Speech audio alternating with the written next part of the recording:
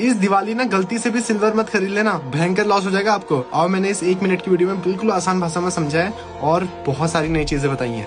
तो इस दिवाली में ना आपको ऐसा क्यों बोला कि आपको इस बार सिल्वर खरीदना ही नहीं चाहिए, आओ मैं बिल्कुल डिटेल में समझाता हूँ एकदम, आपको भी लगेगा कि हाँ भाई ये बात तो है और हम लोग को पता नहीं है, हम इससे बढ़िया लॉस खा जाते हैं। नहीं तो लॉस खा जाओगे आप इस बार अपने खरीदा। सुनो पहले क्यों।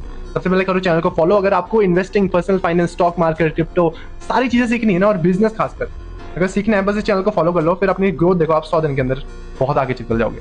तो मैं सिल्वर का बता रहा हूँ। देखो सिल्वर के जो भी अभी बड़े बड़े ऐप्स हैं, जितने भी हैं, ग्रो हो गया और बाकी जितने भी ऐप्स वगैरह हैं, उन्होंने सिल्वर का ETF बंद कर दिया। ETF क्या होता है? एक एक्सचेंज ट्रेडेड फंड होता है।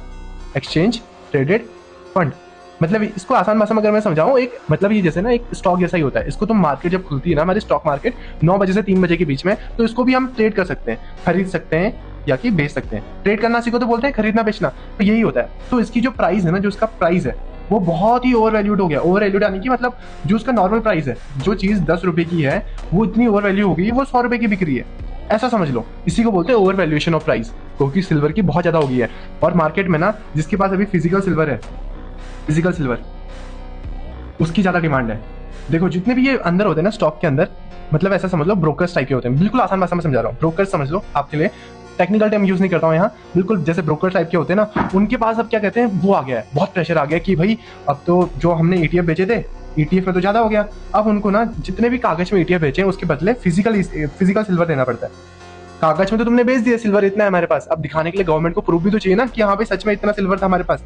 अब उनके पास सिल्वर उतना है नहीं, इसलिए मार्केट में प्राइस बढ़ते जा रही है।